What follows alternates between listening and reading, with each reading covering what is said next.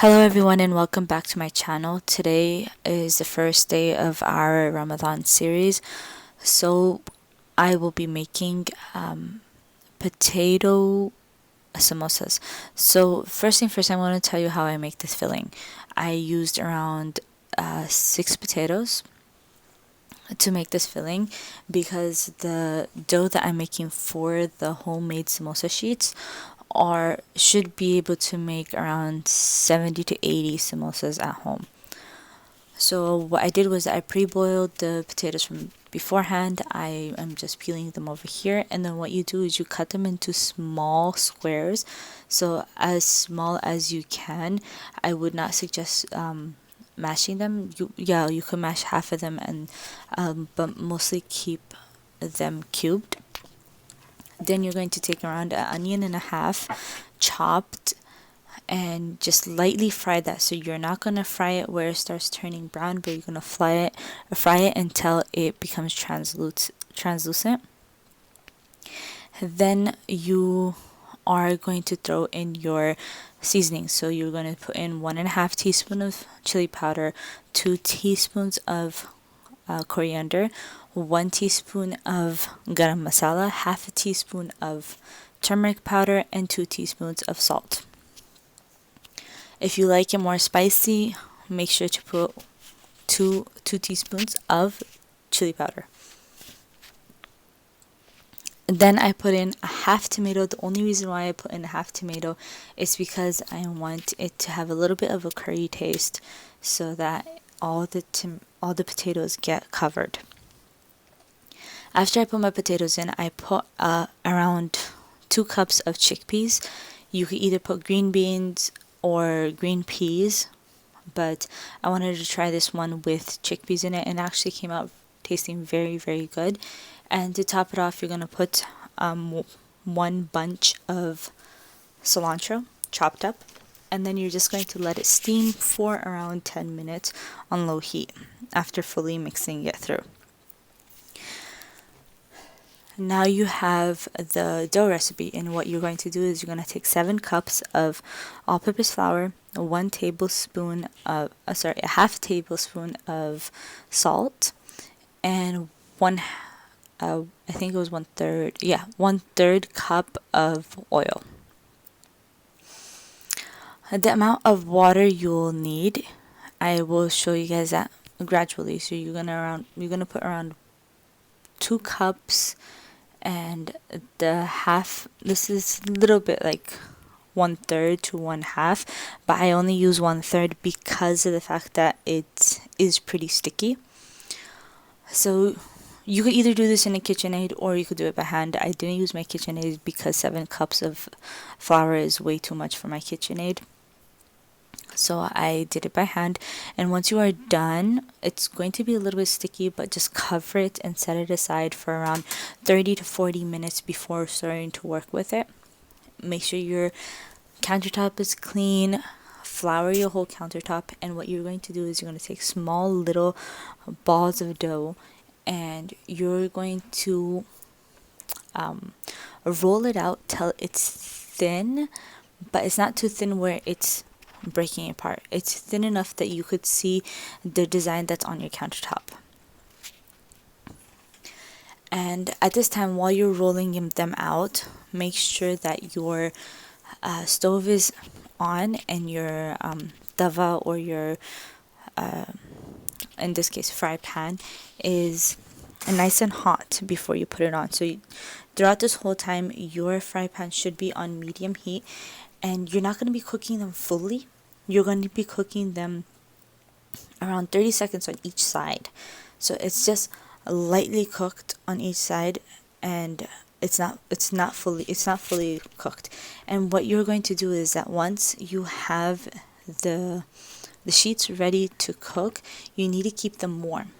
So I would suggest covering them with foil, or covering with something that would keep the steam in so they stay warm. So as you can see, they're not fully cooked. They're lightly cooked, and they are see-through. Like you can see my cutting board whenever I put it down. You're gonna cut them into semicircles, And I actually forgot to video one part. So there is a glue type of thing that I will be using throughout the video, and it is called it's basically 2 tablespoons of all-purpose flour with water until you get this consistency where it's like a glue type consistency. And I was trying this part out. This is not exactly how you fold them. I just wanted to see how it would be, and not a good idea. So what you're going to do is you're going to take one seam, one side, and you're going to glue it to the other side of the semicircle to make a triangle. And this way you have a bigger pocket to put more filling in. So what I suggest you do is first make your triangles, glue the seams, and then after that fill them in. I had a lot of help here. My daughter actually came in towards the end and she started filling them, and then I just started sealing them towards the end. Yeah, wait till I'm done with doing all this. Then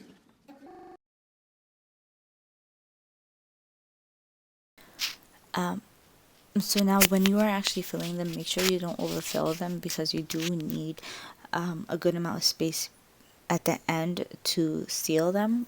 And if you overfill them, they will pop when you're frying them or baking them, whatever you're doing, they will pop. So I suggest not to do that, and just kind of eyeball how it is. I noticed that I only needed 1 tablespoon of filling in each samosa to get the perfect amount. Now, the last part of sealing, you could either seal it with your hand with some of the glue that we made, or you could just use a fork and just skip the whole glue part to start. Like, you won't need the glue when you're using the fork. It's just going to crimp the dough together, so you should be good. Now, this was a really fun activity for my daughter to help out with, and it actually helped me it helped me a lot, because she would just fill in the samosas and I would just crimp them at the end and then put them on a tray and put them into the freezer. okay. You're gonna take the samosa, hold it like this. Okay. Get the spoon. Okay. And get the spoon and put it in here. And put it in here. Put one in it.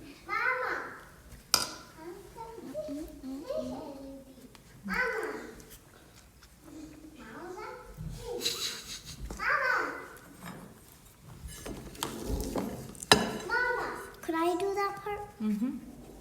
Okay. Okay. No, wait, that's the other way. Oh. I want to try doing it. Okay, yeah.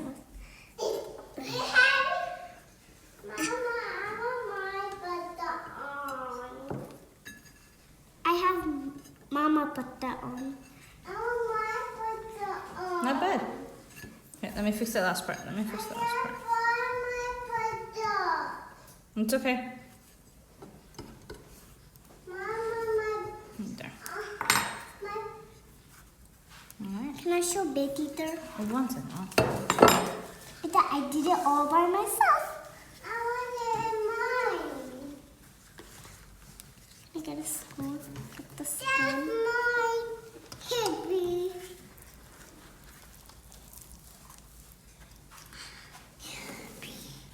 Okay.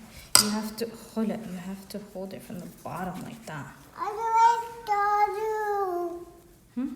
Like Daru.